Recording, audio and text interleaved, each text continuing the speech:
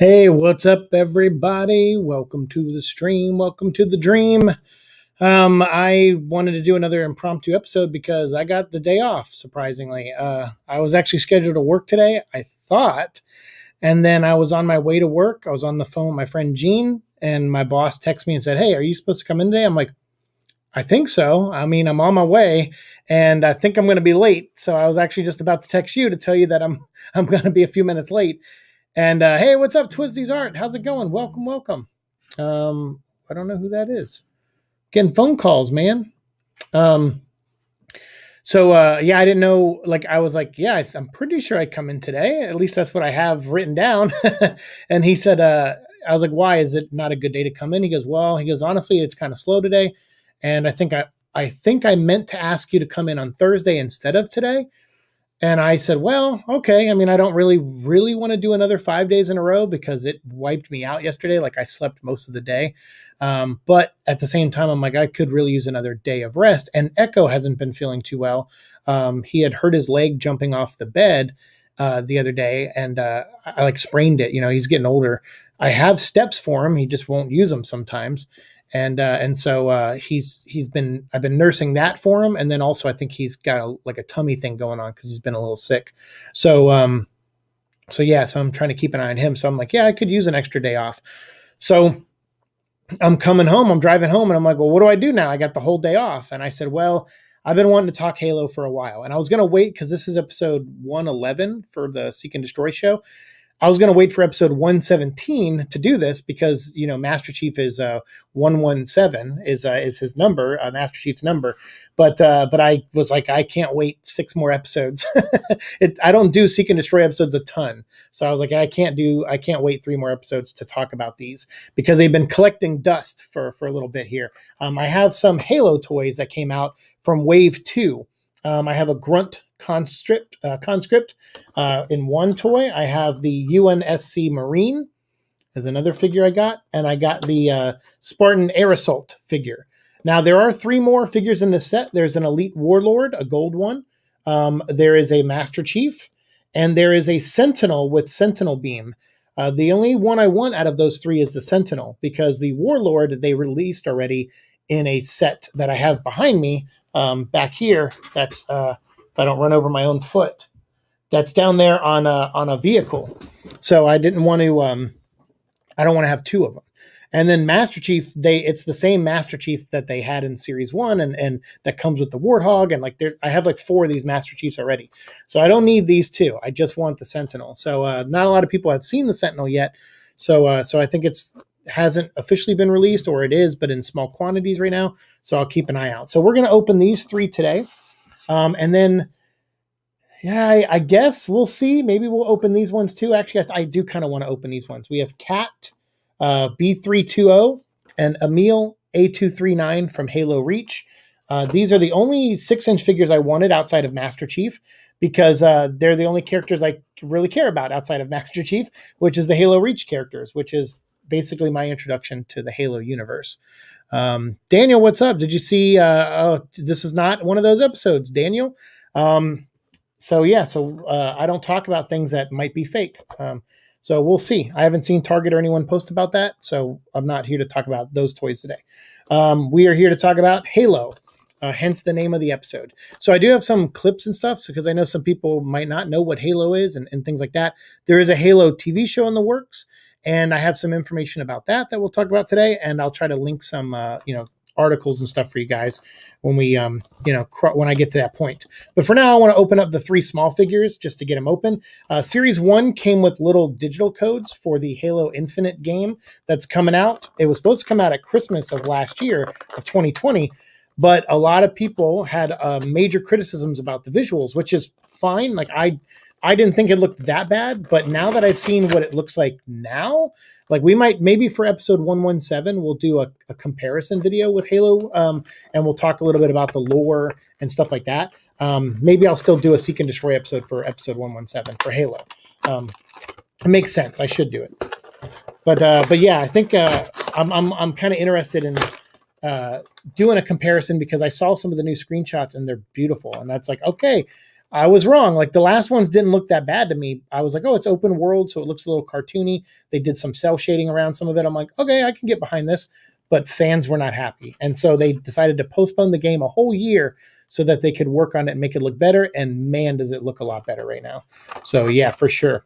Hey, what's up? VCXZ, what's up? I've seen these Halo figures at my work. Just not interested in Halo myself though. You're not interested? What is it about Halo that doesn't pull you in? I'm kind of curious because I'm surprised actually how much I like Halo. Considering I normally tend to lean towards like in video games like horror based stuff like Resident Evil and Silent Hill. Sometimes when I tell people that I play both Resident Evil and Silent Hill and Halo is always the odd one out. People are like, wait, those are your like three of your favorite franchises? And I'm like, yeah. I mean, I like Metal Gear Solid also, but I'm like, yeah, those are pretty much like my three favorite franchises. And people are like, really? Like, what's Halo doing in that list? And I don't know. I like Halo. It was one of the first games I played post ANEURYSM when I was back in South Carolina and I was recovering. I was with my friends. And Reach was about to come out. And so everyone was like, my friends were like really pumping me up because they were pumped up. They were excited to play Reach, which was the last Bungie made Halo game. And I was just got swept up in the hype. I was like, cool, what is this? I'm excited, And then they told me a lot about the lore. And over the years, like my mom, she told me I used to be a big Star Wars fan and a little bit Star Trek, but mostly Star Wars. And she said, that since now, post-ANEURYSM, it seems like Halo has dwarfed my love of Star Wars. And I would say that's true because for Star Wars, I only really liked the cartoons. And now I lost my blade. Here we go. I only like the cartoons. I like Clone Wars and I like Rebels. But the movies I'm just kind of meh on. So I never really got into a lot of the movies. I like going for the event of it, like with some friends, but overall, I just kind of was middle of the road on the movies.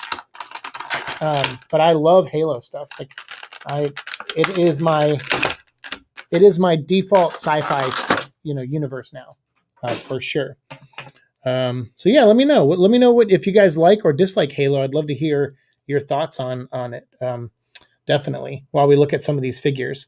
Yeah, these are pretty cool. And again, I don't really do toy reviews. I just unboxings and talk about things. I figured that's probably a good way to get around the COPPA rules or whatever they were. I think there's still toy review channels out there, but they're marked for kids.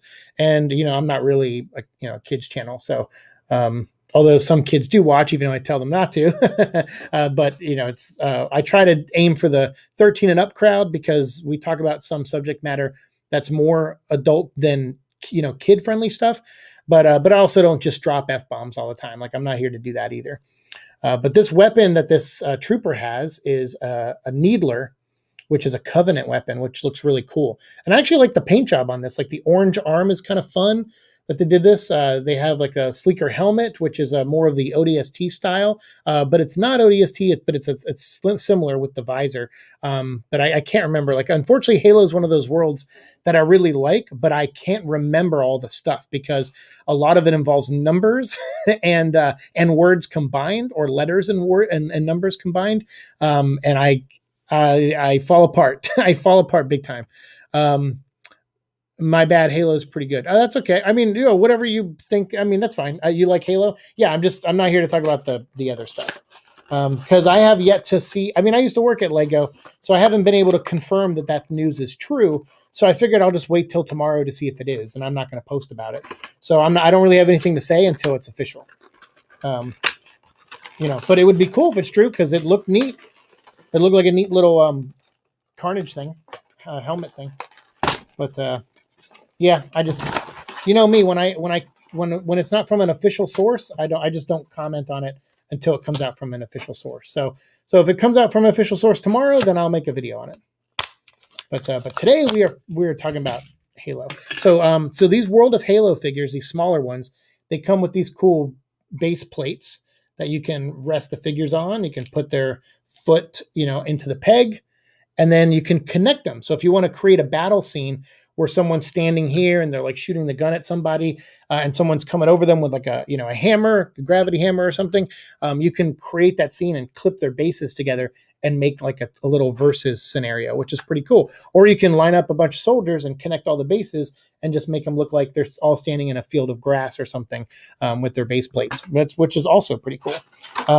And yeah, sometimes I like to get, typically the way I collect things is I try to get one of each figure. Master Chief is hard because they release so many Master Chiefs. So if I want the Warthog vehicle, I want it, so I buy it, but it comes with a Master Chief figure, which is the same as the other Master Chief figure that's in the solo pack. But then if you buy the off-roading four-wheeler, that comes with a Master Chief figure too, and it's the same as the other one. Some of them have slight different paint variations on them, but not enough to where I feel like, like where it's that different. I'm like, oh God. So right now I think I have like 3 or 4 Master Chiefs, and I'm a little annoyed by that. There's only one Master Chief. But these other characters I like to just buy one of. I typically, when I collect stuff, I want usually one of each character. Unless there's a major paint application that's different, then maybe I'll stretch it. So like this third character we're going to look at, the Grunt. I have the original Grunt from series 1 of these, but I wanted this one because it had a different paint application. Twisty says, I did like Halo at first few games, and for me it went down and down, but that's my opinion. Oh, that's okay. I know a lot of people that left the fandom after Bungie left. But I am definitely a huge fan of Halo 4. I love Reach. That's a great one. But I love the character development of John, of Master Chief, in Halo 4. And actually that sets him up really well for Halo 5. Although Halo 5, I felt like I knew what story they were trying to tell and what they were going for. Like if you can always watch my playthroughs on my gaming channel, where I really do defend Halo 4 and 5 a lot, but I feel like my defense of 4 is it's a way better defense because I'm actually referencing things that are like you being used in the story, and I'm pointing out things that a lot of people missed out on, like in the files and things like that help form the story, and the arc that Master Chief goes through in that story. But in Halo 5, I'm winning a lot of no prizes. I know what scenes were deleted from Halo 5, so I'm like, oh, I'm giving feedback on that, but those aren't in the game. So it's easy to criticize something and say, oh, they meant to do this or they meant to do that. But if the game or the movie doesn't tell you those things, if it doesn't make it clear that that's what they're going for, and they're not clear about it, then that's bad storytelling. And so I will agree that Halo 5 has some bad storytelling, definitely. I have some defenses of it, but not all of my defenses are very good. But I love Halo 4. I really do. Halo figures, this is unexpected. What's up, Superior? Yes, sometimes I throw curveballs at you guys. Hello. Hey, what's up, Damien? Dude, what's up, dude?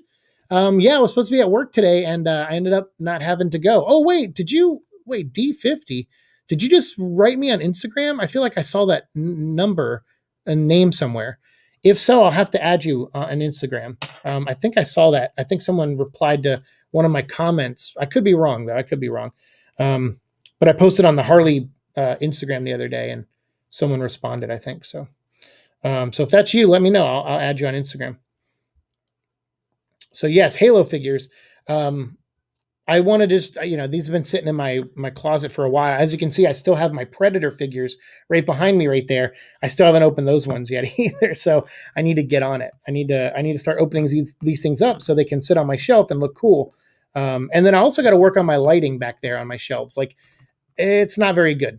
I think if we get this next stimulus check, I think I'm going to spend like $30 or $40 on some LED lights and do like go all the way around this wall, like do one big square, like go around the edges of the entire wall. And I think that'll provide enough light behind me that's consistent that it will look good. And then I'm going to try to figure out a way to block this circle from being seen in the reflection in the Venom poster. So I'm working on it. But I need those LED lights first. So I think I found some that's like 60 feet worth of LED lights, which will be perfect for this, because I think I measured this, and this is probably about 50 feet all the way around. So I can clip 10 feet of it off and pop it on that wall. So yeah, I make it sound like it's going to be easy. It'll be a little bit of a pain in the butt. No, not you. Okay. Cool. All right, then I won't add you. Sweet. Venom Vlog, are you into anime? If so, what do you think of Cowboy Bebop? I think I saw Cowboy Bebop pre-ANEURYSM. I don't think I've rewatched it since, but according to a friend of mine, I really liked it. He was a bigger fan of it. But I did like it, but I just never really ever made time to rewatch it. And yeah, some anime I like, but I'm not the biggest anime fan in the world. Not really always my thing, to be honest with you. But sometimes it is. Like I liked the Animatrix. I liked the Batman Gotham Knights anime series, the Halo Legends anime stuff. But then before that, I mean, I think I grew up watching Robotech and Macross, and those were kind of anime-ish. And then I think there was Akira was a movie that was very anime-ish and or was anime. It wasn't anime. But then there was something else. Vampire Hunter D, I think, was the other one. He had like a talking hand or something. Those are the kind of animes I grew up with, but I had to rewatch them to kind of re-remember them. And it didn't really jog a lot of memories. So I kind of detached from anime. But I think I used to watch it when I was younger, like in the 80s and stuff. But that was like early anime. And then into the 90s. But then what else did I watch? Serial Experiment Lane. I watched that anime. That was pretty cool. It's about like this young girl who goes to school and she finds God on the internet. It's really weird. And then she like builds a supercomputer in her room so that she can live in the internet world more. So it's kind of like Matrixy a little bit. Like I thought it was awesome. I thought it was actually borderline brilliant, actually. So I think sometimes with the medium of anime, I think you can tell stories that are a little less conventional, which is why I've always liked comic books too. I always feel like those mediums, you can do things in them that you can't really do in TV and movies sometimes. And I just don't see a lot of people do it though. And I think sometimes when I see it, I'm really into it. So yeah, I've seen that. I've seen a Fully Cooley or a Footy Goody, I think is how it's said. But yeah, there's a couple different animes I know of, but I'm not like a big watcher of it.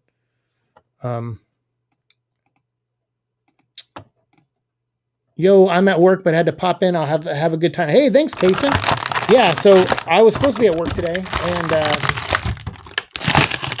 and my boss gave me the day off. He told me to come in tomorrow instead. So I was like, that's cool, because I could use the day off, and Echo's not feeling too well, but he is back here. Hi, Echo. Can you guys see him? Let me take the Echo. Come here. Oh, he's just out of frame. He's like right there. There he is. You can see his little head. All right. Hi. You feeling better?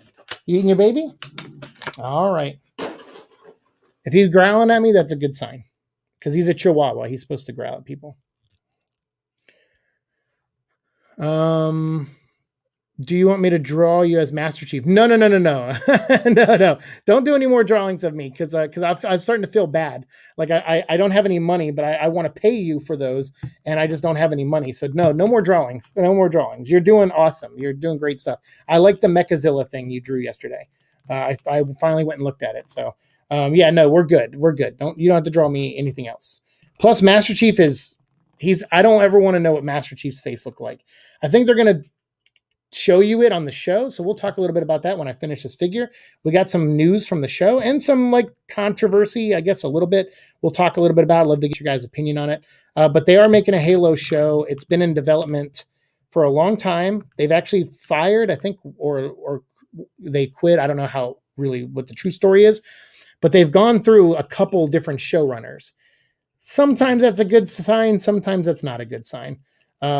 So I'm curious. We'll talk a little bit about that here in a second. Yeah,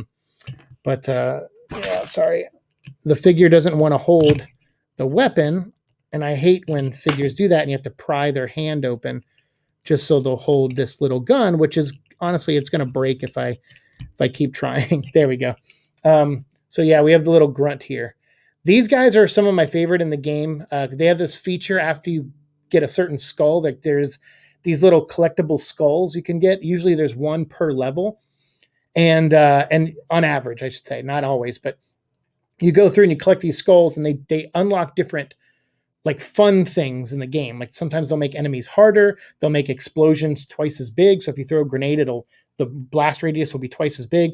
And they have one called Birthday Party, or something along those lines, Birthday Cheer. And if you shoot and get a headshot on these guys and kill them with one shot, or not always one shot, but if you kill them with a headshot, they explode into confetti, and you just hear yay. And let me tell you, when you've had a long day at work or just a rough week or something, and you go in to play Halo and you put that setting on, it makes killing monsters so much fun. You just forget about everything. Like I still, even though I almost always play Halo with that skull on, I'm still not tired of it after 11 years of playing Halo games. I'm still not tired of it. But no drawings in anything. I'm good. You do too much for me. Not usually into first-person shooters for one setting. Just doesn't grab me. Spartans in particular. Super soldiers are cool concepts, but set up for Spartans makes no sense to me. It's okay. That's interesting. Let me see what else you say here. Closest I've been to interested in Halo was watching Red vs. Blue. Oh, that's a great show. That's really funny. Yeah, approaching Halo from a comedic area is actually really funny. Whatchamacallit? Halo, yes. So there's the Spartan program. So we'll talk a little bit about this, and we'll get into the show news. For those who don't know, the Spartan program is kind of inspired by the Spartans. You've seen the movie 300, I'm sure. So it's kind of inspired by them. It's much later in the future. We're in the year like 2300 or 2400, I think, at this point, when they start doing the program or start thinking about the program. And they come up with different versions, and they have the Spartan ones that they're working on, and it's basically just creating super soldiers. I think at the end of the day, that's ultimately what they're trying to do. Is Earth has spiraled into, or not even Earth, humanity, because now we've conquered all these other planets. So there's a bunch of planets that we are inhabiting throughout the galaxy. Beyond the Milky Way system, we have Earth here, but we also have Reach, which is another planet that is very Earth-like. It's almost identical to Earth, and that's like another major planet we've like colonized. And then there's the planet Onyx. There's so many. Anyways, there's all these planets out in the universe, and throughout these planets, a group of people have risen up against essentially the government in a way. Like ONI is like this organization, and there's like the division or science of naval intelligence and all that. There's that's ONI, I guess. So that all these groups are kind of looking over the galaxy, deploying soldiers and things, and housing and all these things that we would need for development on other planets. And they kind of have a monopoly on it in a way, if you want to look at it that way. And they kind of stand above everyone and kind of rule. But it's not like an empire per se, but there are a group of people out there that think or feel like it is like an empire, and they feel like they need to rise up against it. And so they create this group called the insurrectionists. And so the insurrectionists are now popping up on every planet, fighting back against the military and stuff. And I guess fighting for food or fighting for their lives or whatever cause they believe in.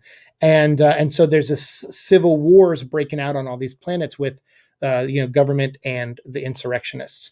So in the middle of all that, an alien invasion starts coming through the galaxy and wiping things out. And that is the Covenant. And the Covenant is a race of multiple aliens. So whereas we're one race, humans, and we're fighting each other, the Covenant is like 10 races, and they've all united. Some of them even were at battle. The Grunts here, they used to be at war with the Jackals. There was like a whole story about how they were at war with each other. And then the Covenant came along after the Jackals like wiped out a whole planet of Grunts. The Covenant came along and kind of united everyone for one cause, which is look for the descendants of the Forerunners, which are humans, and wipe them out, and then use the Halo ring and activate it, because they believe the Halo ring will bring true unity to the universe, which it kind of will in a dark way. It'll release these aliens called the Flood, which if you've ever seen the movie The Thing, that's what the Flood is. It'll absorb you, and then, it doesn't really look like you. The Flood doesn't. It still look like a monster, but it's in like a humanoid form if you're human. But it'll possess you, and then you'll create spores, and those will possess other people, and then you'll all become one race, which is the Flood. So technically, you'll have unity, but you'll all be one race, and so that's what these covenant members want. And they have like high priestesses and prophets and stuff that are coming through using religion and the belief that activating the Halo ring is the salvation, and they're using that to unite all of the covenant races, which is it's crazy. I mean, I don't know. I kind of really dig it, like using religion to unite all these alien races, whereas humans have kind of drifted away from religion and are just like, military and regular people in the future. It's like, it's so great. It's such a cool, I think it's a cool concept. I need to watch Cowboy Bebop. I think the same team made Samurai Champloo, which I really like, and Akira is very good. Nice, yeah. If you haven't seen Cowboy Bebop, I mean, I remember it being good according to my friend. Like he was the one kind of when trying to get me back into anime, and I never made time to rewatch Cowboy Bebop, but he said I used to love it. So Plastic Crunch ASMR, yes, for sure, that's right. What's up, Caballero? How's it going? The most non-anime movie I've seen is Speed Racer. I like that movie, actually. I actually really like that movie. I'm a big Matthew Fox fan. Skull Man, what's up? I like dogs, but hate it when they jump all over and start licking. I'm very much more of a cat person, to be honest. Oh man, I love if Echo comes up and gives me a kiss. I hope he doesn't do it after he licks his butt or his balls.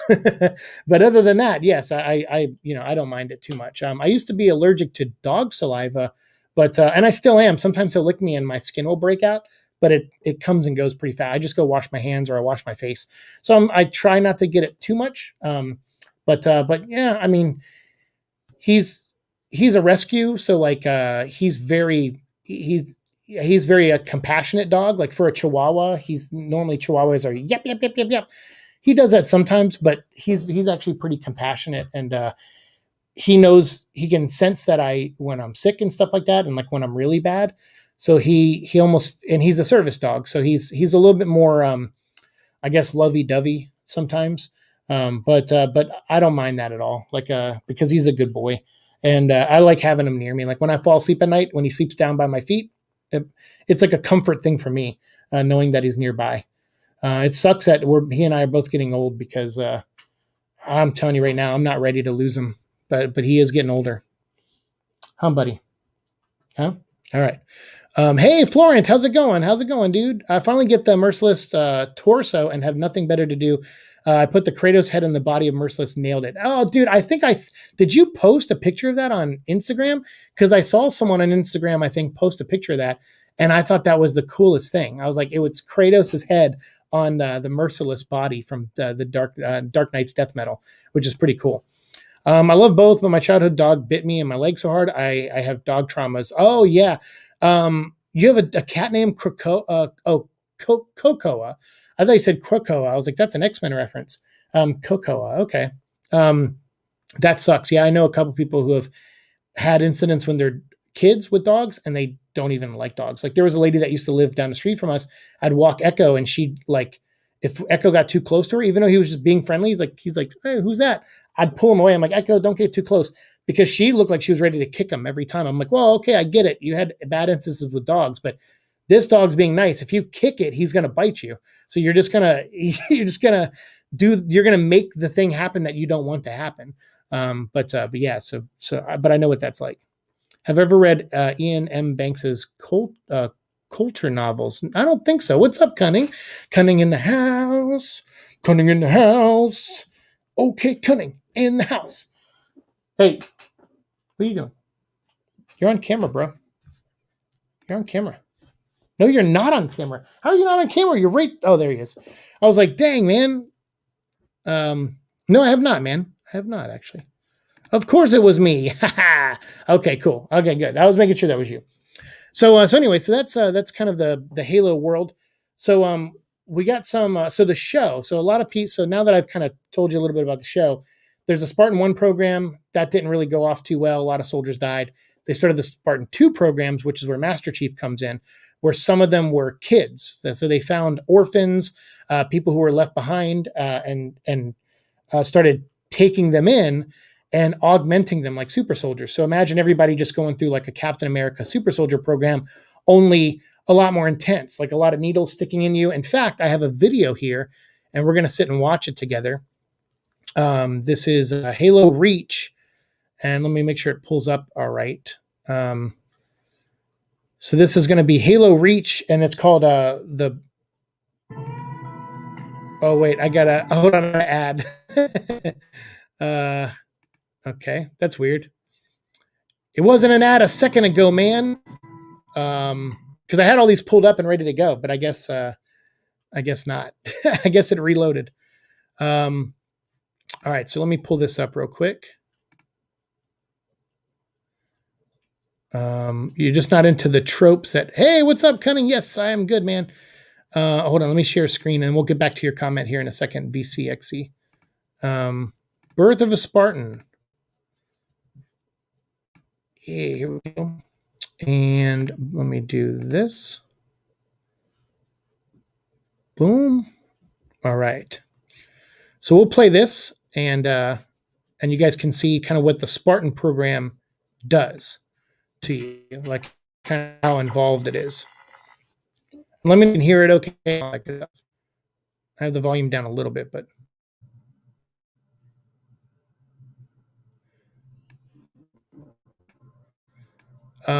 so this is Carter. This is a election version of Carter, obviously. But this is Carter. He's a member of Noble Team, which is the Halo Reach group. So this is actually a short video they released for Halo Reach as like a promotional video. So you can see Carter still had parents, or at least a video log of them, some kind. Not every Spartan was orphaned. Not every Spartan was taken as a kid, but a good chunk of them were in the Spartan 2 and Spartan 3 programs. And that was definitely seen as unethical. Dr. Catherine Halsey was the person who created that program, or one of the heads of that program, along with a few others. And she's the one who kind of like was the lead scientist on a lot of it and psychologist on a lot of it. And she's definitely a villain in a lot of ways. That's a horrible thing that she did. But because she created the Spartans, when the Covenant attacked, humanity, even though they were at civil war with each other, had a defense. They had the Spartans to defend them. Hey, bless you. Bless you, Echo. So basically, this is what it is. They pump you. You're going to see needles going in and stuff like that. Bless you. Hey, what's with the sneezing, dude? We're trying to watch something.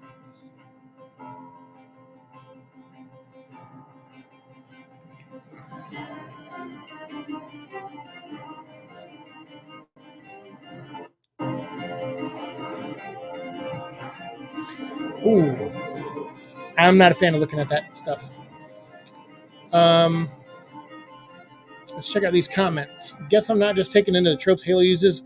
I really like Metroid and Prime games or first-person shooters, though the story in those games isn't as important and is a bit more sci-fi fantasy. I gotcha. What are some of the tropes that Halo uses that you don't like?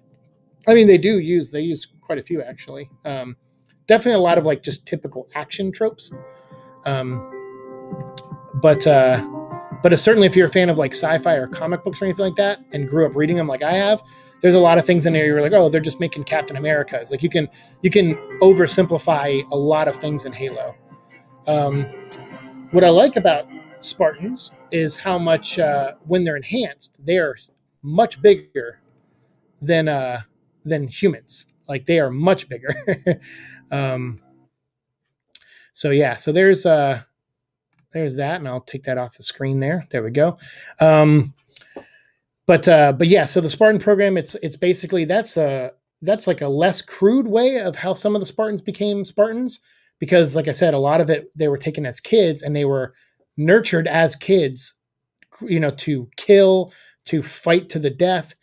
John 117, Master Chief, he was like really intense. Like he was taken as a kid.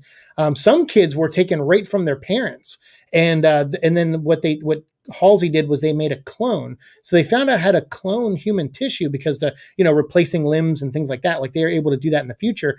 But cloning a whole human was still complicated and very unethical, and mainly because the clones couldn't live past like a year usually. So what they did was they kidnapped a bunch of kids that they felt had the potential to be Spartans and adapt to the serums and all that. And they replaced them with a clone so that the parents would still have their kid, but only for a year. The kid, after a couple months, the clone, without knowing they're a clone, would develop a kind of ailment, get a little sick, and then a year later would die. And so the parents would just assume their kid is gone.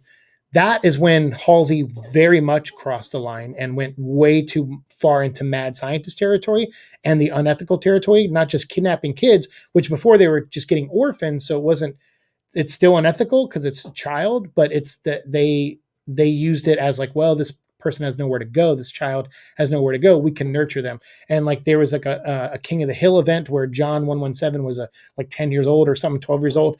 And he's like fighting all these kids. He's kicking them in the face, knocking them down. And then when he lost, he went right back into the fight and fought again. So they liked his heart and his determination at such a young age. And he was a full head size taller than every other kid his age. He was already tall. So they put him in the Spartan program. So he became the Master Chief, which is like the iconic main character of this, the Mandalorian, if you will. You know, he never walks around without his helmet typically. But John is kind of the main guy, and he started with Blue Team, and so he had his group, and they went out as Spartan 2s and did their missions. Halo Reach comes along, and that's kind of more Spartan 3s, although George, who's a member of the team, is a Spartan 2. And all those guys, they are given a suicide mission, basically. I always like calling Halo Reach. It's kind of like the Rogue One of the Halo universe, even though Halo Reach came out first. But it's very much like the Suicide Squad of the Halo universe. It's a team of people who are sent on a mission on the planet Reach to try to save it, and there's probably very little chance of saving it. So I really like that. So we'll get into that here in a second. Cunning says, first of all, I think you dig them. Banks was such a fantastic writer. Secondly, you've probably heard this before. The Halo structure is at least partially inspired by Banks's Orbital. I had heard that, which is why I think his name sounded familiar to me. But yes, I had heard a little bit about that, that his sci-fi writing was like an inspiration. So very cool. From what I remember, the Spartan 3s were orphans, but the Spartan 2s were just kidnapped, which I thought was weird, superior genes or something like that. Yeah, I think it's reverse. I can't remember. Maybe because I don't remember if John was kidnapped. I think he was an orphan, I thought, but I could be mistaken. That I know he was in love with the girl at one point and promised to marry and protect her, but then something bad and tragic happened there too. But I know, so I could be mixing them up. One of the Spartan programs was kidnapping kids. The other one was just using orphans. But either way, both were unethical. And that's when that came out to the public, that's when Dr. Halsey was arrested at the end of Halo 3 and basically going to be tried for her crimes. But she also created the Spartans who saved the universe, especially Master Chief, and she created Cortana, who, along with Master Chief, saved the universe numerous times. So yeah, and I think in Halo 3 they end up back on Earth. So the Covenant actually, almost like the Korean War, there was a time where North Korea was pushing South Korea down, and American troops were coming over to help, and they were getting pushed down, and they got pushed almost to the edge of like the last bottom half of South Korea, and then started turning the tide and pushed back. That's exactly what happens in New Mombasa or New Mumbai or something in Halo 3. And it's basically all the Covenant have pushed Earth all the way back, all the soldiers back to Earth, and that's where they make their last stand. And while Master Chief goes off to a Halo ring. So yeah, pretty cool stuff. I mean, I like it. I personally get into the story, but what I like about the story most is the journey of Master Chief. I like the idea of this guy who starts off in the first 3 games as power fantasy. He's literally just a blank slate who just takes orders. And in Halo 4, he starts to unveil or reveal feelings towards his AI and her feelings towards him. Like they've been together. Like, and you can look too much into it and say it's like a romantic thing or not, but whatever it is, it's a connection between 2 different life forms, an AI and a human. And they're partners though, no matter what. They've been on this journey since the beginning. So when she's dying in Halo 4, John feels it. So in Halo 5, what I like about Halo 5 is that, like, one of the things I like about Halo 5, I don't love everything about it, but one of them I like is that because of that, Master Chief is no longer a guy who just blindly follows orders, because now he has unearthed an emotional side. This is something that developed in Halo 3 and then was fleshed out more in Halo 4, this emotional side of John. Because of course, like it's like Captain America in those movies. In the first movie, he's like, yeah, I'm signing up. I'll take any order you give me. And then in the second movie, he's like questioning S.H.I.E.L.D. And then the third movie, he flat out won't agree with what the government wants. that arc is kind of the similar to one that John goes on in the Halo games. So I kind of like that journey of a guy who's just like, hey, I'm here to be a gun and just point me in the right direction and I'll shoot whatever is in front of me that you tell me to shoot. He goes from that to a guy disobeying orders in Halo 5 because he wants to save his friend because he believes Cortana is still alive, which she is in some form. So I like that journey a lot. I'm a big fan of it. Scarface or Goodfellas? I don't know. We're not really talking about that. Like, so I don't know. They're both great movies. I think Scarface 2 is a little bit better though. So probably Scarface 2 over those. All right, so let me pull up another. This is so before I get into the first character we're going to unbox here, let me share this video. Let me take that away. And we'll share this other Halo Reach called, is it called Remember Reach? Yeah, I guess it is. And this was actually called Delivering Hope, I think is the name of this trailer.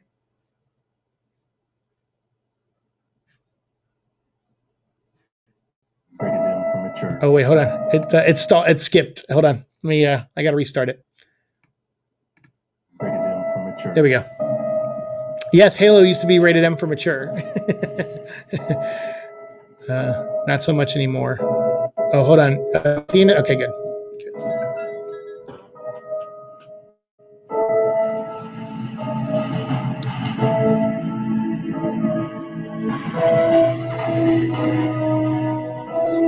I love this scene. I don't know why it's not full screening.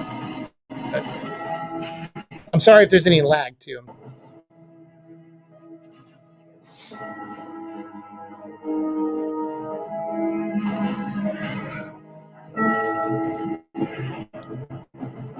Really cool. So this is Kat. Kat is the character here who is running. She is trying to deliver. Oh, it looks really choppy. So I'm sorry. It's not working out too well. I thought by making it the smaller window it would do better, but it looks really choppy. But anyway, so this is how Kat loses her arm. In the main game of Halo Reach, she has this prosthetic arm, this robot arm. I think Kat is like in her early 20s. She's very young. And she is, like I said, a Spartan, went through the Spartan program as a kid into adulthood. And she's delivering this bomb that accidentally gets activated. So this is Tom here, T-H-O-M. He's called Noble 6. So Noble Team is Carter is Noble 1. And then you have Kat is Noble 2, I believe. And you have June, Emil, George. And then you have Noble 6 Tom here. But Tom, as we're going to see, his fate is decided in this little movie. And in the actual game of Halo Reach, they replace him with a new Noble 6. But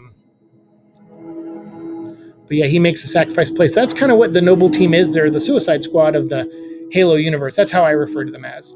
It's an oversimplification, obviously, but remember Reach. Yeah. So if you've never played the Halo games, I don't know. I think they're fun, but Halo Reach I think is very easily accessible because it feels like a standalone story. You could look at it like, oh, okay, they're setting something up, like with the birth of Cortana and getting her to the not Forward Unto Dawn, but the Pillar of Autumn. So it's like there's that kind of journey there. So you're like, okay, it does connect to the other games, but it is a standalone story in a lot of ways. And I really, really like Reach.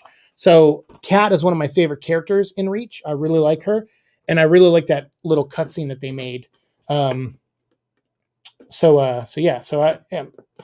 I'm going to open this up finally. This character, I've had this toy for probably like a couple months now, and it's literally just been sitting and collecting dust. And they do come with these codes for the new Halo game, Halo Infinite. But I mean, obviously that game never came out, so I haven't put any of my codes in, but I have a stack of them because I bought all the toys. But McFarlane used to do that. When McFarlane had the rights to Halo, he used to do that a lot. He would put in codes to Halo 4 and 5 to get you extra skins and weapon skins, armor skins, and sometimes and emblems and stuff. And sometimes I'll be playing and people go, dude, that's awesome. Where'd you get that? I'm like, the toys, man. You got to buy the toys.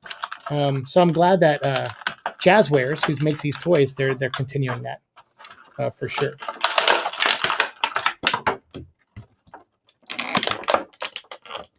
So yeah, so that's how that scene you saw.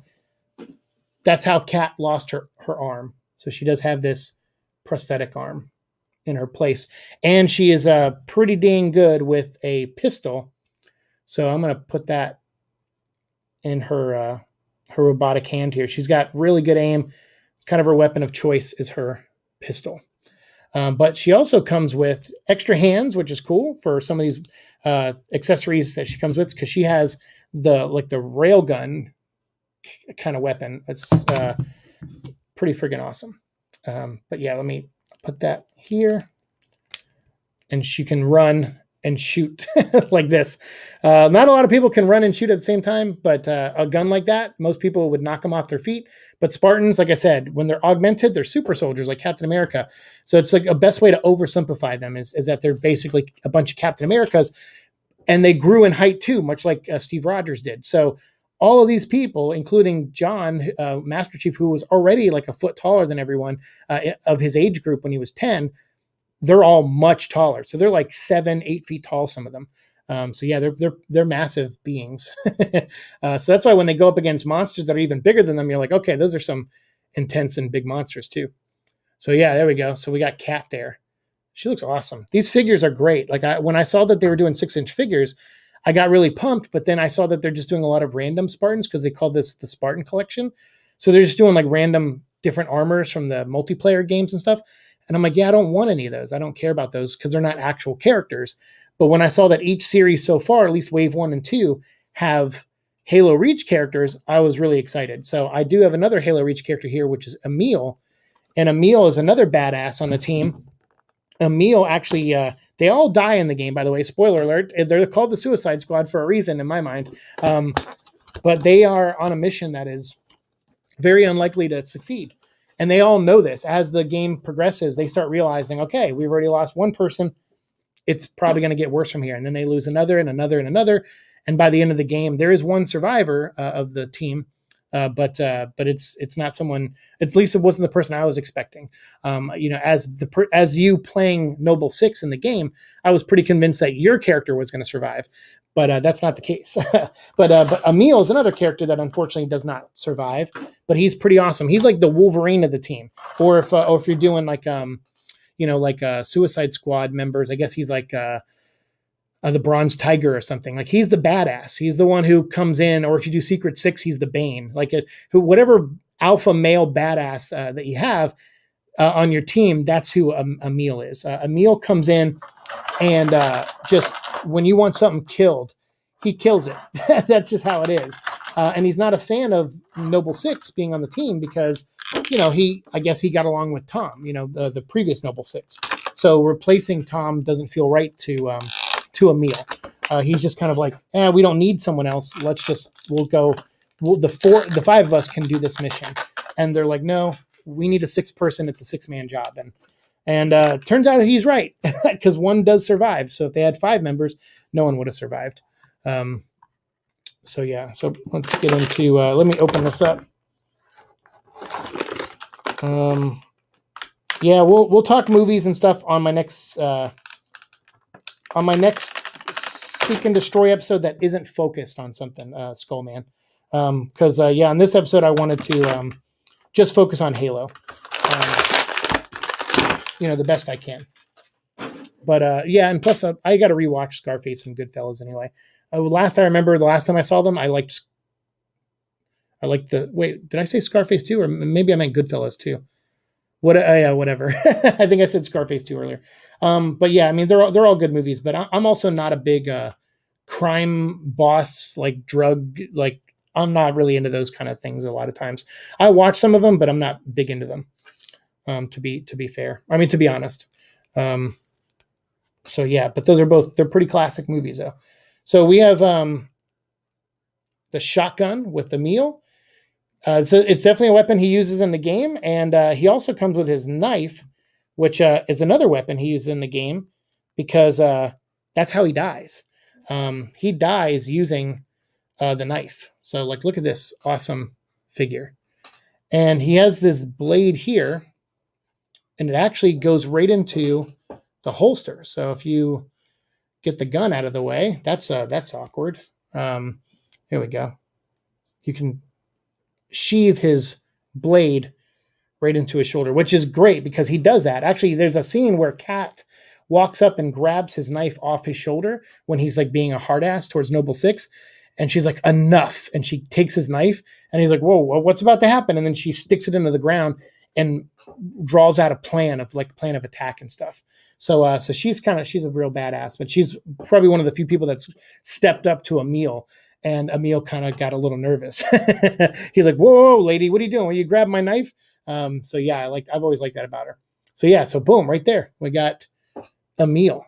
These figures are so badass. I'm so glad I can finally put them on my shelf. So yeah, so we've gone through that. We've talked a little bit about Emil. We've talked a little bit about Kat. We've talked about John a little bit too. So let me, and Noble Team. So I can erase all of these windows. So maybe my computer will run a little faster. But we have some news about the show and things like that I want to talk about just real briefly. We have the Halo show was originally going to be coming out on Showtime. And so I was like, okay, it looks like I'm going to have to subscribe to Showtime. But then out of nowhere this past week, our Paramount Plus announced that, hey, we're doing Paramount Plus now. And we have Star Trek shows and all these other things. Well, we're also going to bring you Halo. So something must have happened with Showtime, unless Paramount owns Showtime, and I just don't know that. I mean, maybe that's possible. But something must have went down because it changed services completely. It's going from Showtime to Paramount Plus. So that was a little bit of a jar for me because I'm like, whoa, they were lined up with Showtime. Showtime even like released like a Twitter account saying like Halo on Showtime or whatever. Like there was a lot of posts about it. So now it seems like it's going to be on Paramount Plus. So if one of you guys know better than me, what it's going to do, like if Paramount owns Showtime, like let me know because I don't know that information. But they went through different showrunners. So they had a show planned like 2 years ago and they were working on it. I think it was 2 Christmases ago. So it was like 2019. And then the showrunner left in the fall, like before Christmas. And then they got another showrunner around the time of Christmas. And they're like, oh, we'll get back to work after Christmas, after the holidays or something like that. Might be misremembering, but I feel like I'm in the ballpark of some of this. So then they had a new showrunner, and then that showrunner, I think, went away. Then we got Otto, who's the current showrunner, and that's who's been working on the show, and they've been filming during the pandemic and everything. I don't know how much was shot with the first showrunner, and I don't know if any of that was scrapped and if they started over. I don't know any of that information. I was trying to find stuff like that and trying to make a timeline of this, but I couldn't come up with stuff. I was like, okay, yeah, I can't figure this out. So they're both owned by Viacom. Okay, so that makes sense. Okay, so good. So it didn't really shift too badly. It shifted within the company. Okay, that's good. That's good to know. Thank you for looking that up for me, VCXE. So good. Okay, so that's good. But losing a couple showrunners kind of made me a little nervous. And then Otto came on. I'm like, okay, now they got a clear vision of what they're going to do. I think they changed some elements of the process, of course, because they have a new showrunner and he probably has new ideas. So it looks like they kind of started to go in a new direction and now they're moving forward. So Kiki Wolfkill, who is one of the transmedia people over at 343 and who's kind of the face of a lot of the news that comes out for Halo. She's awesome, by the way. I'm a big fan of hers. I see everyone always dogging on Kathleen Kennedy, but I see sometimes people critical of Kiki, but not a ton. I think she runs a pretty tight ship what she does and what department she works in and how they get information out there.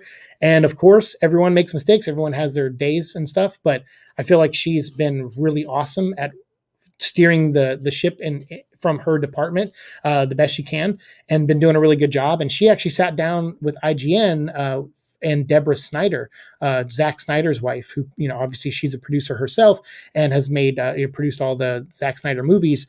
And so they sat down and interviewed each other over Skype because I think right now Kiki is in Budapest where they're filming the Halo show. and they're filming under quarantine rules. So whereas normally you'd probably finish a single episode in a week, sometimes a week and a half, it seems like they might be taking a full month to do each episode, maybe a little less, maybe a little longer in some instances. But either way, they're working really hard. So she had to do this Skype interview from Budapest, and I really loved it because it was like these two really creative women. They did this on International Women's Day, and it's like these really creative women, a really awesome producer who does a lot of movies with her husband, and then she did commercials. She has a great career. And then you have Kiki, who started out doing advertising and worked her way up to the role she has now. And then both of them talked about how they started in places they didn't think that they didn't. They were like, "There's no way. Like these are my dream job." Like each said what their dream job was, and now they both kind of do their dream job, but they didn't think they'd get there by starting where they started. They were like, "Oh, I'm probably going to have a career in this." And never go over to the other side and do those kind of things. And they were both wrong. And I thought that was really great to pair them up and have them talk to each other. And then it got me thinking, because I love Zach's other work outside of the DCU. I'm not a big fan of Man of Steel or Batman v Superman, but I don't hate those movies like a lot of people do. I'm critical of them, but I'm not like a hater of those movies. But I'm just not a big fan of them either. Like I'm not a huge fan, although I'm interested to watch the Snyder Cut next week for sure. But I look at Zach's movies and all the ones I've liked and stuff, and I really like his use of CG when he does it, when he's in areas where you can't really shoot it practically. He's really good at making the scene look great. And I kept thinking, like, Halo doesn't have a super deep story. So I think I was like, man, I hope Kiki and Deborah Snyder exchange business cards, because I would love if they ever made a Halo movie one day, if Zach and Deborah could be involved in it, or even if Deborah was the producer of it, and brought some of that flair to the movie. Because I'm sure the show is going to be great and it's going to work as great as a show, but I hope at some point we get a live action theatrical Halo movie that's like really big budgeted at some point down the road. I would love that. And if so, I would love Snyder and them to be involved, because I think Halo almost feels like Snyder should be involved. It's mainly visuals, right? When you play the game, you're mainly just seeing things through the eyes of the character you're playing as, and it's mainly visuals. You are getting story for sure, but it's very easily digestible story that you follow and everything like that. So I think that would play well into Snyder, like he did with 300. That's a very straightforward story. Halo is a very straightforward story that is consumed by amazing visuals, much like the 300 comic was with Frank Miller. So I think it's an adaptation that Snyder could do really well. But who knows? Maybe that'll happen one day, and I'll put my foot in my mouth and disagree with myself. Who knows? Having a hard time articulating what doesn't grab me with Halo. Just dismissed it before and never really thought about it. Maybe part of it is I've never had an Xbox. So I never debated about getting it or not. I mean, it's fine. I mean, I'll be honest with you. On the surface, I completely understand. Like, it's not, like I said, it's not overly complicated. It has a lore, but much like the early Star Wars movies, which I thought were very straightforward movies, they're not very complicated. There's not a lot of stuff to read into in those first 3 Star Wars movies. They're just like these fun adventure sci-fi fantasies. The lore comes from the books, right? Like all the Star Wars lore, a lot of it came from the novels, from other writers. That's kind of Halo. Like Halo's to me is the modern day Star Wars. It is this crazy, awesome adventure. It's more of a military adventure, sci-fi fantasy. But then they do other things like a Halo ODST, which is my favorite of the Halo games. It is very self-contained. It takes place during and a little bit after Halo 3. So it's like a prequel, requel, sequel kind of. It's like it takes place all around Halo 3. So it's like a Halo 3 hoagie, but it's a mystery story where you play as the rookie, and you land on New Mombasa, I think. You land in New Mombasa, and you don't know where your teammates are, and so you're going around this deserted town. It's kind of a little open world because you just have this big town to walk around in, and you go and look for clues of where your teammates are. And every time you find one, then you enter a flashback scene where you play as that missing teammate, and you show what happens to them leading up to present day again. So it's really awesome. I really love ODST. I like it because it breaks the formula of Halo, where all the Halo games are like, get on this planet or get on this Halo ring, save the world, blah, blah, blah. Halo ODST is the opposite of that. It is a self-contained story where you're not even playing a super soldier. You're playing an ODST member, which is an orbital drop shock trooper. So you're basically like an Air Force soldier or like an airdrop soldier, a air assault soldier. You're not someone who's on, you're maybe above regular UNSC soldier, but you're not like a Marine or a Spartan. So you're not even someone who's that badass. So you really could die at any time, but you're just trying to solve this mystery. It's a detective story. And I really, really love that about Halo. I get that. Big fan of old Star Wars EU myself. Not everything was great, sure, but a lot of it was. And that's how I feel about Halo. There's 27 books, I think, out now. And what's cool is they number the books in order of when they released, even though they take place at different times. But they number them so you know how many you need to collect.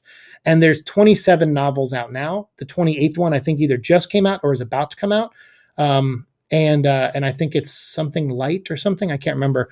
I think I have 10 of the novels. I would love to own all of them. I would love it. And I would love to have time to read them and review them, each one of them on this channel at some point. But I would literally have to make YouTube videos for a living and get paid to do it in order to make time for that. Because with work and everything, I cannot fly through a book like I used to be able to. And plus with me writing books right now and trying to finish those, I definitely don't have time to read anything more than a few comic books at a time. And even then I feel a little guilty. I'm like, I could be writing a little bit right now, but I got to do this too. But that's how I see Halo. Halo to me it has usurped or replaced Star Wars for me. So post ANEURYSM, this is my sci-fi fantasy that I really love to get into.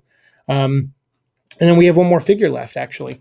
So we're an hour in. We're running a little behind. I was hoping to be done by now, but we'll stick around for another 10, 15 minutes, and we'll open up Master Chief himself. He's the last figure I got in the set. And after this, I don't want to own anymore. I think they made Jerome 092. I know a little bit about Jerome, but not a ton. And I saw the figure the other day. In fact, I even saw it again this morning because I went looking for figures on my way to work. And I couldn't justify spending the money. I was like, I'm not a huge fan of Jerome. I'm sure people out there are, but I don't have a big connection to that guy. But if you've never seen my video where I went to the Halo Outpost Discovery, which is HaloCon essentially, by the way, another digital code, because this is the Master Chief from Series 1. There is a Series 2 Master Chief out now. Same figure, same weapons, I believe, same paint job, just no digital code. So when I was buying this one, I was like, I got to make sure to buy the one with the digital code, because if I'm going to get this figure, I might as well get some DLC for the actual game when it comes out. So I bought the Wave 1 version of this figure. Hold on, let me see your comment. Is Halo Point of Light? Yes, Halo Point of Light. I believe that's the new one. I think that's book 28, maybe. So yeah, thanks for looking that stuff up, actually. I appreciate that. So yeah, but anyway, IGN, Kiki Wolfkill, Deborah Snyder, they did an interview together. They talked a lot about the show, like the things they're working on, the Snyder Cut, Halo, the show, what's going on. They're filming in Budapest. So they're talking about all that, and there was some snippets of information we got from the Halo show, which is they're saying that they're telling I guess a different story. Like she basically was like, yeah, I feel like hardcore fans are going to be divided on this one, which I hate when people say that. When you say that, you're almost inviting the trolls and the whiny babies that like the guys who make guys and girls who make videos on 16 videos in 2 weeks on Kathleen Kennedy or Brie Larson. Like those people to me they're just giant pussies. But really they're, to give them a little bit of credit, they know people will tune in. So that's why they'll make 15 videos on Gina Carano and stuff like that, because they want to rile people up. It's called rage bait. It's been around for decades in news and stuff like that. Sometimes you just want to rage bait people because it's a divisive topic and you just want them fighting, because then it just gets your topic trending or it gets your information out there in some form, whether it's accurate or not. No one cares. They just want it out there because businesses just rely on clicks and views and newspaper sales and all that stuff. So that's what these guys are doing. They're just big pussies who just realize, hey, I can monetize being a pussy, and that's what they do. And they go make videos where they're like, well, Brie Larson is doing this, and they're usually always wrong. Like I think for 3 years now they've been saying they're going to fire Kathleen Kennedy, and it's like it's been 3 years, guys. I think you can move on to another topic. Just say you don't like her. That's all you have to do. Just say you don't like her, but make one video about it in a month and then move on. I always jab at those channels because I think they're big babies. But when Kiki said this, like, oh, this is going to divide the fans, I think that's going to invite those type of people to then turn their sights on Kiki and pay attention to what's happening on the Halo show. And if it comes out where people don't like it or it divides the fans, then they're going to use that as the jumping on point to start making 15, 16 Kiki Wolfkill videos. And that's just how it gets. And I'm just like, so I wish, don't say that stuff, do some more PR training and don't say that stuff. I think you're just inviting that controversy when you say stuff like that. Just say, hey, look, we're making a TV show based on Halo. We can't do it accurately. We can't make the show tie into the lore of the game because games are always in development and the novels are always in development and there's too much lore to kind of keep up with. So this is officially, because there's Halo Forward Unto Dawn and Halo Nightfall are 2 direct-to-video movies. One of them produced by Ridley Scott, by the way, and stars the guy who played Luke Cage, who plays a Spartan in that, or he's not a Spartan yet in that one, but Spartan Locke in Halo 5, he does the voice of him. They have him in that movie. Those movies didn't make a lot of money, and hardcore Halo fans like me watched them, but not really anybody else watched them. So I would hardly say they did anything for the brand, and those were accurate to the universe. They fit into the continuity and the canon of the show, of the games and everything, and they didn't really help out much. This show is designed to pull in a wider audience. So they're probably going to tell slightly different things about each character. And they're going to learn things about John that we've never known before or never were touched on before because it'll fit the world that they're creating in the TV show. And then also you're probably going to see his face a couple times, which is Pablo Schreiber, who does who's playing Master Chief, who's a great actor. And I'm curious to see what he does. And we're going to talk about some comments he made here in a minute as we unlock and unbox and open up this Master Chief figure.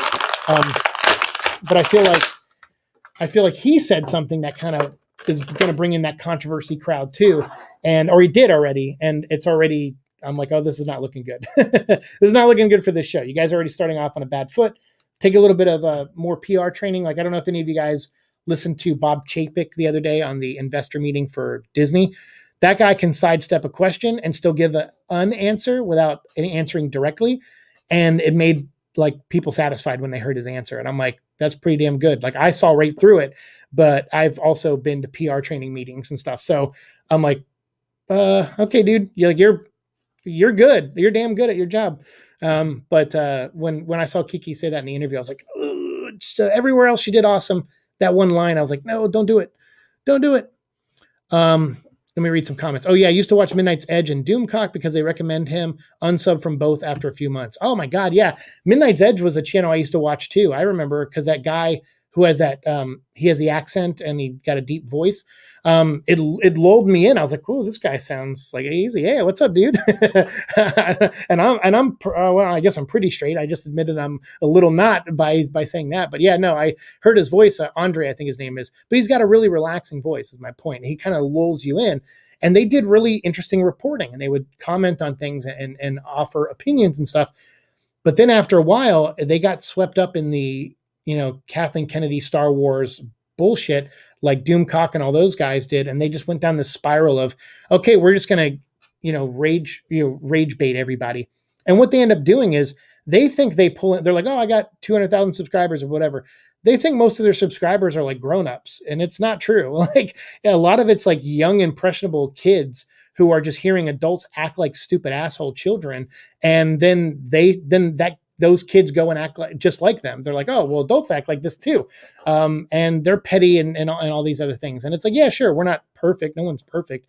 But it's like you can compose yourself in a certain way. And I think Midnight's Edge used to do that. And then they completely lost it completely. So I unsubscribed to them too. Like I think a little over a year and a half ago, I was like, I can't anymore. Like after I think Rise of Skywalker came out or something.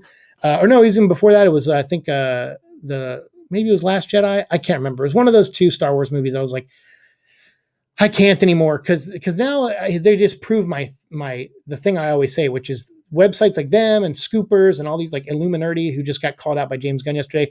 All of them they're wrong 90% of the time with their bullshit and their sources and everything. They're wrong 90% of the time. But because they're right 10% of the time, people say, well, they've been right about stuff before. They feel like that justifies hanging around. And I'm like, nah, if you're right 70% of the time and you're wrong 30% of the time, that makes you an average person, I feel, an average journalist, and you deserve a follow or to be trusted. But having that ratio where you're 90% wrong and 10% right, and you're right on really big things and you're wrong on all these little things, it's like, you lose my respect for sure. Though I do like Midnight's Edge breakdown of Fantastic Four. I don't know if I've seen that because I never watched any Fantastic Four reviews, and because I wanted to watch the movie first. So I finally did watch the movie a few months ago, and immediately after I went and watched Red Letter Media's review because I had never seen it before. Tavia, what's up, man? What is up? True, that thing is just a complete mess. It really is. Midnight Edge breakdown of Fantastic Four is really good, though. I'll have to check it out.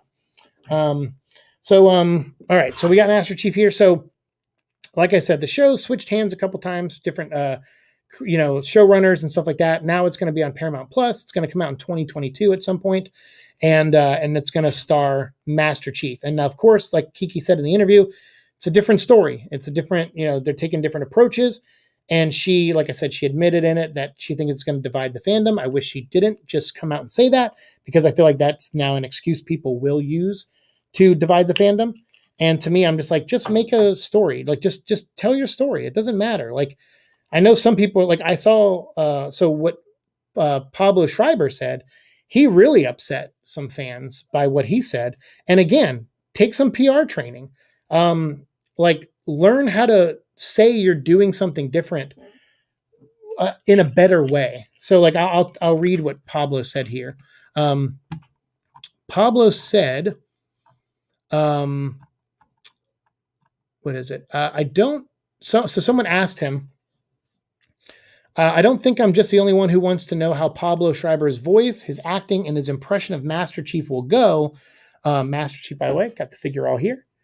Looking badass. He's got the spot on his back. You can put the gun on if you want to. And I don't see a shoulder pouch for the gun. Oh, I do. For the handgun, you can lock the handgun right down into there. So just a heads up there, so you can see the figure a little bit. He says, and the impression of Master Chief he'll do. But I will say, you got this, mate. Give it all you've got, knock it out of the park, and nail down the Chief. So that was from Mr. Savage Gore, who said that, replying to Schreiber. And then Pablo Schreiber responded. He said, I don't do impressions. I play characters. While everyone knows the Master Chief, this show is an opportunity for all of us to get to know John. Thank you for your kind words. We are all working incredibly hard to bring something to the screen that everyone can get behind. So he did say that. That's a good way to say it. So that's some good. I spoke a little too soon with this. That's good PR training. We're working incredibly hard to bring something to the screen that everyone can get behind. That's a very united fandom phrasing for that. Like, hey, well, I'm not trying to divide people. We're working hard. But at the beginning, he said, I don't do impressions. I play characters. That it can come across a little aggressive, but I know what he means. And I think most people knew what he meant, but some fans didn't. So then someone came in and was like, started to, bash him, saying like, what do you mean you don't do impressions? It's the Master Chief. If you're not going to play Master Chief, why even be on the show? Why play the character and all these other things? So Pablo understood that what he said was taken out of context to some degree. So he followed up by saying, a lot of people seem to be taking my tweet out of context and misunderstanding its intentions, which again, I guess you can put that on other people. But I think sometimes it's friendlier to admit that you're you could be like, oh, maybe I misspoke. I'm so sorry. Here's what I meant to say. Not that he really did anything wrong. He was just giving his thought on it and answering that question with so many, characters in his post. But he said, I have the utmost respect for Steve Downes, who's the voice of Master Chief, and his performance in the Halo video games. He created something one of a kind and entirely authentic, perfect for the medium that it served. He goes, but this is long-form television, and it opens us up for opportunities to explore characters that a first-person shooter just didn't have. He goes, it is my hope that John 117 we portray on the show will add to and honor and enhance the original material without taking anything away. It is with my deep sense of gratitude to the amazing mythology that has been established and the wonderful performers, creators, and technicians who work so hard to build it that I continue to fight with everything I have for this show to be special. So I like that he said that. He followed up. I think that's very well worded. I think that's very well said.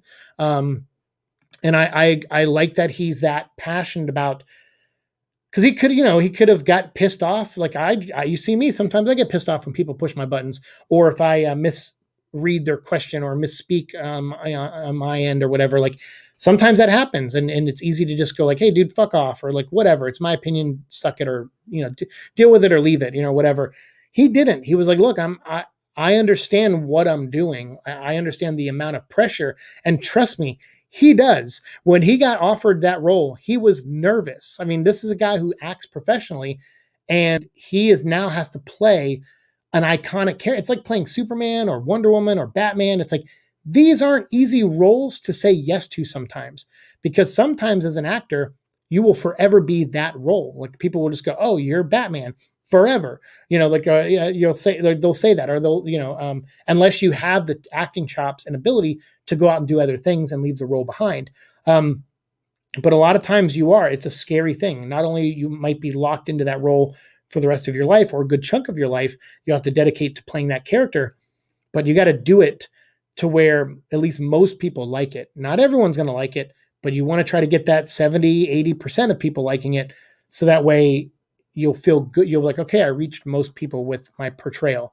So I understand what he's saying. He's not saying he's basically saying, I'm not going to try to sound like Steve Downes. I'm not going to do a bad impression of the guy because I'm not him. He's talented in ways that I am not talented.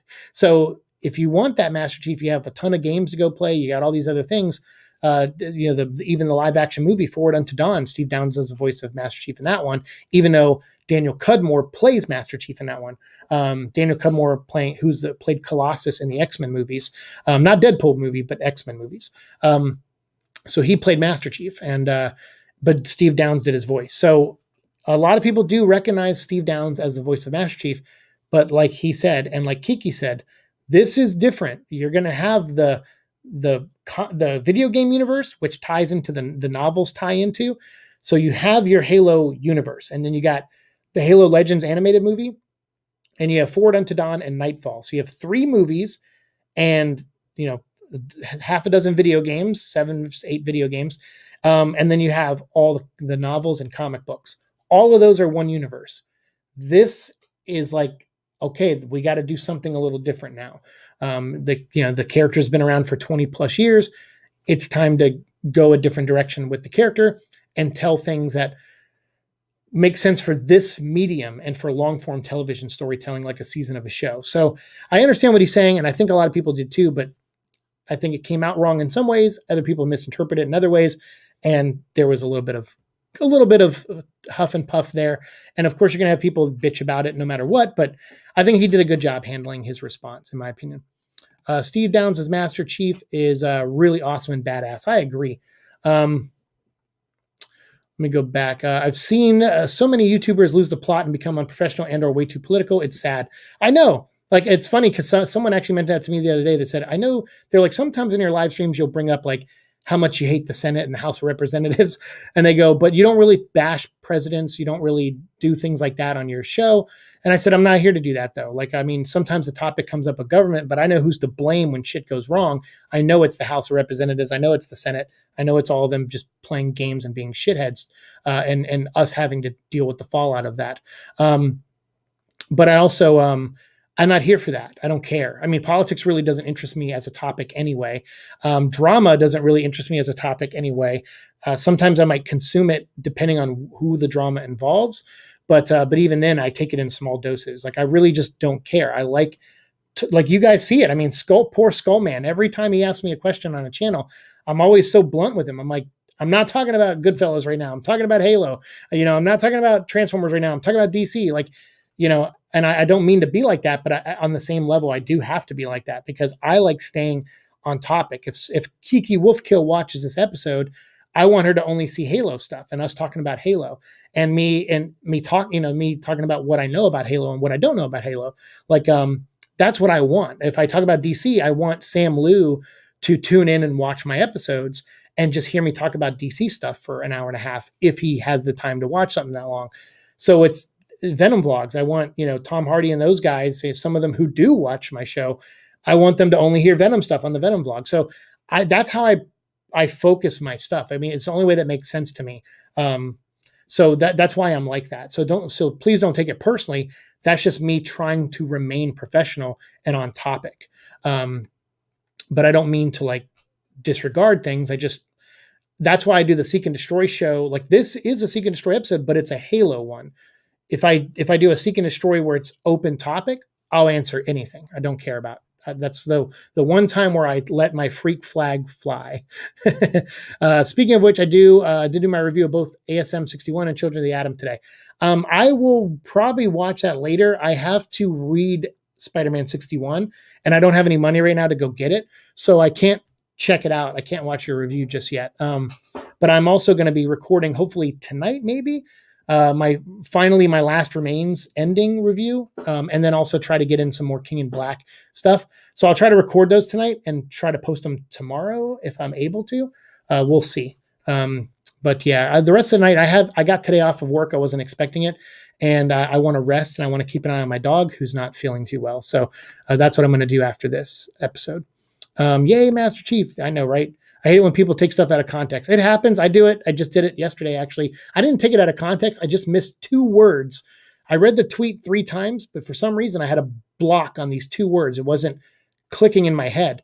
So I responded, and although I still stand by my original response, I feel like I was like, you know what? That's not fair to the person that I didn't understand their full point. So I deleted the response and responded by factoring in my response to their actual point. So, I try to correct myself. I'm not perfect. No one is. But yeah, I try to correct myself when it comes to that. Steve Downs as Master Chief is really awesome and badass. He really is, man. He's great. I have a signature on that helmet back there, Master Chief signature. And then over here, I have Jen Taylor, who does the voice of Cortana, and Halsey, who is also going to play Cortana in the show. They have an actress actually going to play the physical body of Halsey in the show. But they have Jen, who's going to come back and do the voice of Cortana. So we're going to hear Cortana on the show, which is great. She has a very distinct voice too, but she's an AI, so I'm glad they're getting Jen to do it. But Master Chief is being played by an actor who I imagine wants to be heard when he speaks. So I understand Pablo's dilemma and the pressure he's probably feeling. Yeah, the Halo Reach animated movie was basically a lie because it didn't talk about the fall of Reach. The Halo Reach animated movie, no. I did. Oh, that's right. I forgot about that one. That's a fourth movie. That's more of like it's like they took like these 3 chapters from the novel Fall of Reach and they animated them, and that's pretty much all they did. I wasn't really a big fan of that Reach one, because it was basically the training of John 117 and his origin story, which is great for people who don't know it, but I mean, most people who are going to watch an animated Halo movie are probably Halo fans. Yeah, you're not going to cast a wide net with that one. So yeah, it was kind of a lie. Yeah, I know. Tavia is great at that too. Tavia doesn't really talk about that kind of stuff on his channel too much either. You certainly have some good rants sometimes though on your channel, which I love. I love your passion. That's my favorite thing about Tavia's channel. That's what drew me to him. I started seeing him in a lot of I'd comment on videos sometimes, and I'll see Tavia on there, and I'm like, oh, this guy comments a lot on other people's videos, people that I watch. I wonder if he makes content. And then I went and saw his channel, and I'm like, oh, he does make content. Then I watch some of his videos, and I go, these are great. Like he goes on these little rants sometimes about books and movies, and they're kind of fun. So check Tavia out if you haven't. I can see people misconstruing that statement about playing John. We want to see Master Chief, not the guy who eventually becomes Master Chief. Yeah, they're misconstruing it, but he's not saying they're doing a prequel. That's not what he's saying about the show at all, because the show already has Cortana in it. So if Cortana exists already, again, this could be a new version, so it could be different, but Chief gets Cortana later, after the fall of Reach. So what he's saying is that most stories on the games like I said earlier, focus on the power fantasy of Master Chief. You don't know who John is because they want you, the player, to pretend you're John. So that's power fantasy. That's putting you in the clothes of somebody who's stronger and faster than you and more capable of like combat than you. And that's power fantasy. So he's referring to the fact that those are Master Chief stories because they never really dive into who John is. The books do. The show is about the man and Master Chief. It's about both. Like because they're putting a face to him this time, he's John and 117. I mean, because most people refer to him as John. Like Halsey refers to him as John. Cortana refers to him as John. Sometimes she calls him Chief. But only like other soldiers call him Chief. So yeah, I think he's more referring to that. Like people are misunderstanding that, but he's not saying he's playing a prequel, and they never once said this show was a prequel of anything. He's just saying like, yeah, we get a lot of Master Chief stories in those games, but not a lot of John stories. But I will disagree with him in one aspect. I think Halo 4 and 5 are John stories. But those are definitely games that are contentious with fans. A lot of fans don't like those games. I think a lot of fans came around finally to 4 when they started playing it and gave it a chance, but not 5. 5 is still not liked. Kind of like how you show about Clark Kent isn't necessarily a Superman show. I mean, see, I guess they're misconstruing that because nowhere in the show in the report so far have they said that this is a show about John without the Master Chief armor on. So, yeah, like I said, he has to be Master Chief already in the show if Cortana exists, unless they're going that far into changing the timeline. Because in the main continuity, Chief meets Cortana after he's Chief. So he wouldn't be John. Yeah, Superman and Lois is really awesome. Yes, it is. We'll talk about that another time, though. No judgment on the show, just the first thing that popped in my head. No, yeah, you're right. I mean, we don't know what the show is, really. So, yeah, I know what you mean, though. Cortana, yay, fair enough. I did my review on Fall Reach years ago, and I thought it was bad, but that's just my opinion. No, the animated one, I'm not a big fan of that. I don't even like the animation style in it, too. From what I can gather, the show's probably going to be in its own thing and its own take on the war, with Master Chief being the man with Cortana. That's probably what it is. But again, we don't know. Like, I mean, if Cortana's there and Master Chief there and Halsey's there, then probably Halsey hasn't been arrested yet. She's probably going to be a part of the story. We're going to probably see the development of Cortana, but again, in the games, that happens in the Reach game, but Master Chief hasn't met Cortana yet. He hasn't met her until after Reach. So, you're right. They could change that timeline, but we don't know. So until then, it's like really hard to debate or argue over stuff like that. But yeah, the fans who were out there like saying like, the playing John part, like what VCX said, it's like we want to see Master Chief, not the guy who eventually becomes Master Chief. They're jumping to conclusions because we don't know if that's what the show's about or not. I personally liked Halo 4. It was really awesome and badass, and I love the story between Master Chief and Cortana. It was really sad and depressing, but also a good story. Agreed. Like, I think that is the one game that I had the most emotion out of. Every other Halo game I played, except Reach, I had a lot of emotional reactions to Reach, because by the end of the game, you really fall in love with Noble Team, and they all get taken down one by one. So it's like falling in love with the Suicide Squad, and then, all of them dying, and you're like, I was just starting to like these guys. But Halo 1, 2, and 3, like ODST, that's why I liked it so much, because you're on a mission. You have to go find your partners, and there's humor there. There's like a adventure, there's mystery, detective work, and a lot of action. So you get a little wide range of emotions. In Halos 1, 2, and 3, you're just like, that's badass. That's badass. Holy shit, that's badass. You're like, he's going to ride the missile over to the Covenant ship and just push it into the ship out in space. Like, that's badass. Like, you just have all these big that's badass moments. But you're not feeling like a journey in a sense. Like, you're on an adventure, and it's a badass adventure, but the weight of things, I think, feels very personal in Halo 4. So instead of doing this big story, they decided to tell this very small story in Halo 4 that was very personal, that has a villain who's a little larger than life with the Didact, and that ties you back to the Forerunners, and they're starting to reveal who the Forerunners were and what exactly our connection to this ancient race is. It's really cool, interesting sci-fi stuff, but it is a personal story. So I agree. Halo 4 it's awesome. It's so awesome. That's my favorite Master Chief game. My favorite Halo game in general is ODST, but Halo 4 is my favorite Master Chief game by far. But Halo Reach will always have a special spot in my soul because it's the first one I played. I think I played Halo 1 when it came out, but I don't have any memories of it. But I think I did. I think I was invited to a party and they had like a bunch of Xboxes hooked up and everyone was playing them on different TVs like Halo. But I think if I played it, it was just a couple rounds in multiplayer and that was it. It was not the campaign. So it wasn't until Reach came out that I became a fan. Halo 5, on the other hand, not so much because I found the game to be disappointing, and plus the story I found to be a mess.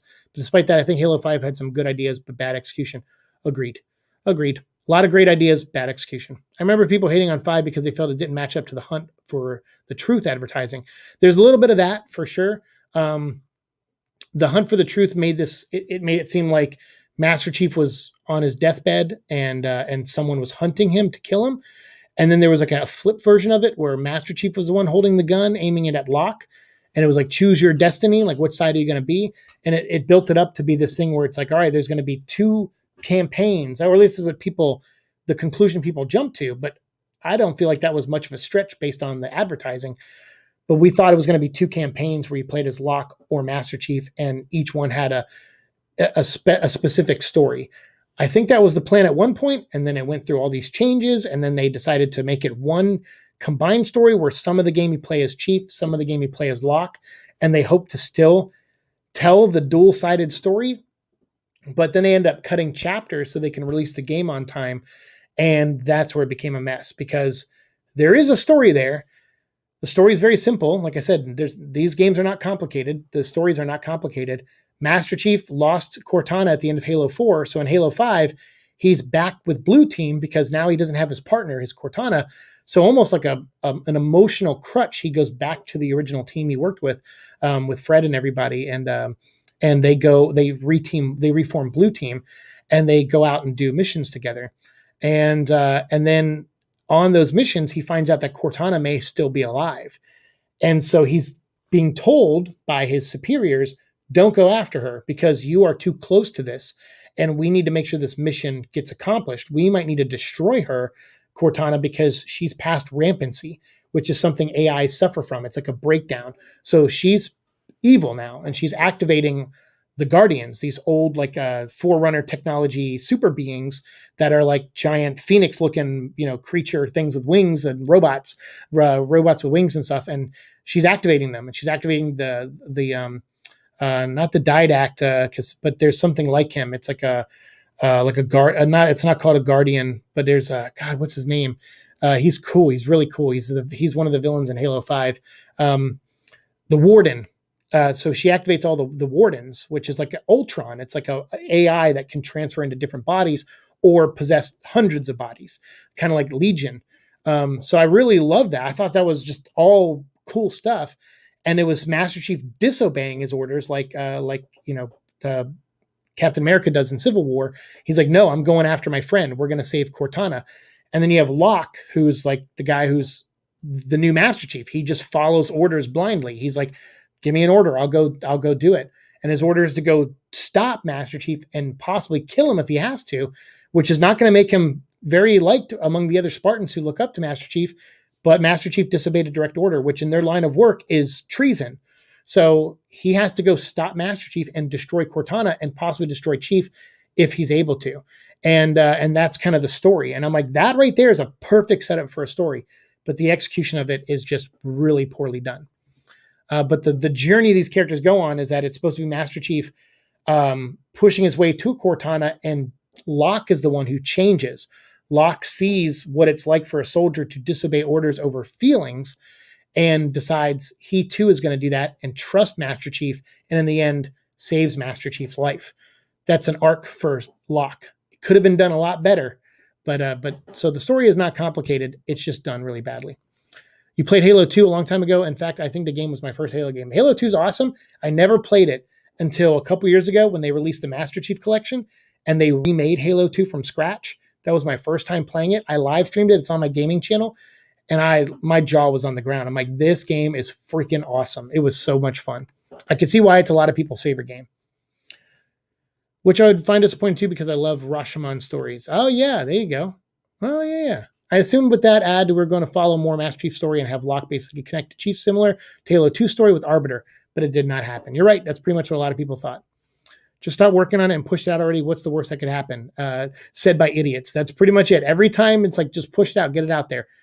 It's a dumb thing. Like that's why they didn't do that this time. A lot of people were like, haha, they got 343 got scared. They pushed their game back. But what's the alternative? Last time in Halo 5, they just put the game out there because they thought they had enough of a game to make it work. And they didn't. The multiplayer was fun, but not as fun as previous Halo games. And the campaign was not that good. So people were disappointed all around. So this time around, they were like, people don't like this, fans don't like this, then we need to delay the game a year and work on it and change it. And like I said, in a couple episodes from now, we'll do some comparison videos to the cutscenes from the first trailer we got and cutscenes from the newer images that are coming out right now. And Halo Infinite looks way better. Like I didn't even dislike the look of it the first time, but a lot of people did. But now that I see this, I'm like, okay, those fans were right. If this is what they're capable of, this is what we should have got the first time. And I'm very happy about what I'm seeing right now. The Warden, I love the Warden. He's so cool. I want a toy of him right now. I hate these Destiny style names where they're just the noun.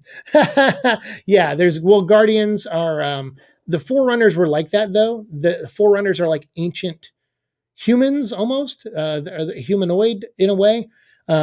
They were essentially the makers of the universe in a way. It's almost like Prometheus.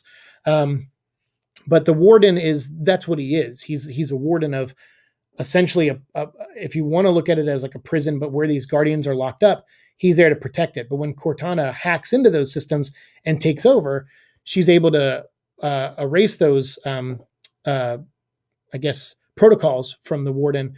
And he's just now there to protect the Guardian from outside forces, which is why he turns on Master Chief and Locke and all them.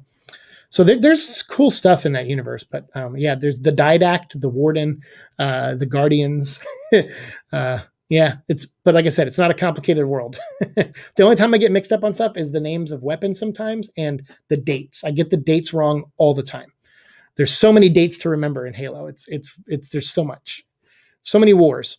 Also, we did get a return of some favorite characters within Halo 5 from other games like Halo ODST with Buck. Yeah, Buck is from Halo ODST. He's voiced by Nathan Fillion, and he is in Halo 5, and he's great in Halo 5. So yes, and Vale, I think Vale was in something else, and she's in Halo 5. So yeah, they did a good job in that one. But that's it. That's all the credit I can give them for that. And if you want to know the story about how Locke became a Spartan, you can watch Halo Nightfall, which was produced by Ridley Scott.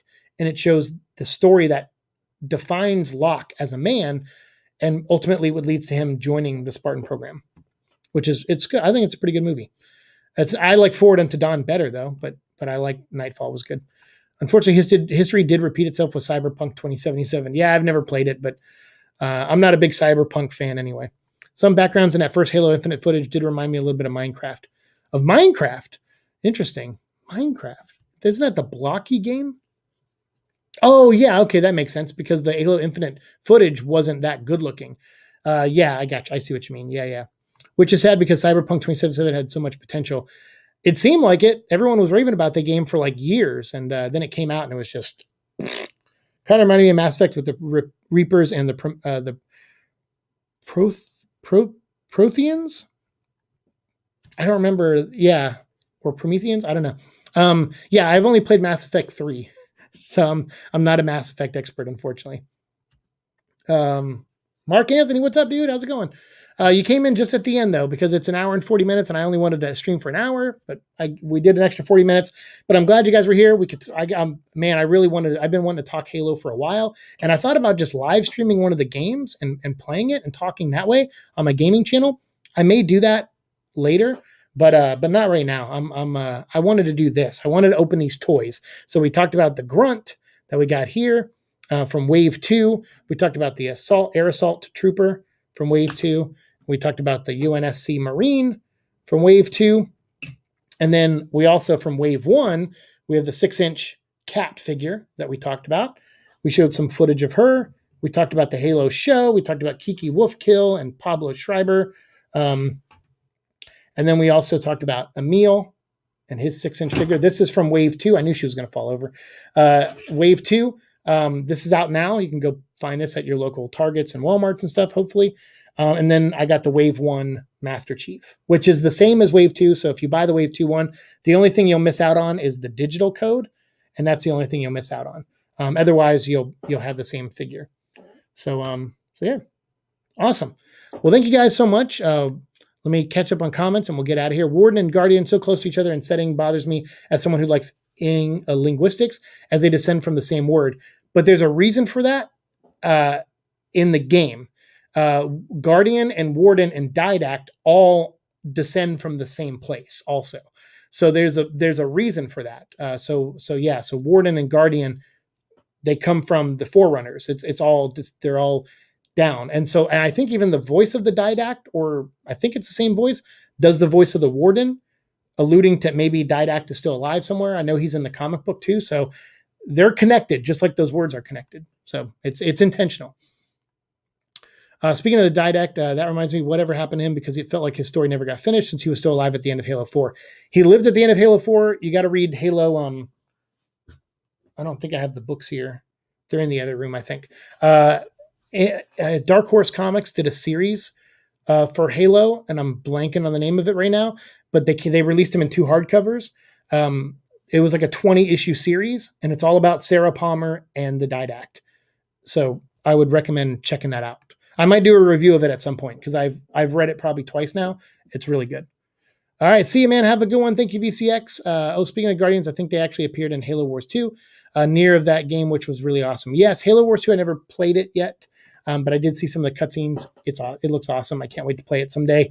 But we'll talk about that in another time, probably. But thank you guys for being here. VCX, thanks for hanging out with me. Tavia. VCX, really, I know you're not even a Halo fan and you hung out and talked Halo with us. So I hope you found some value in this and chatting with it. I hope you, hopefully I said a couple things that seemed cool to you. But I really like this universe. It's and I want to explore it more. And maybe one day I'll have enough time to sit and read all the books and talk about them one day, and maybe even finish some of the games that I haven't streamed yet. I think I've streamed all the main games on my channel, but there's a couple. I think Reach and ODST, I don't think I have streamed. I've streamed them before, but I didn't record it. So maybe I'll do that at some point down the road. So thank you so much, Tavia. Have a good one, you guys. Thank you so much for being here. I will see you in the future.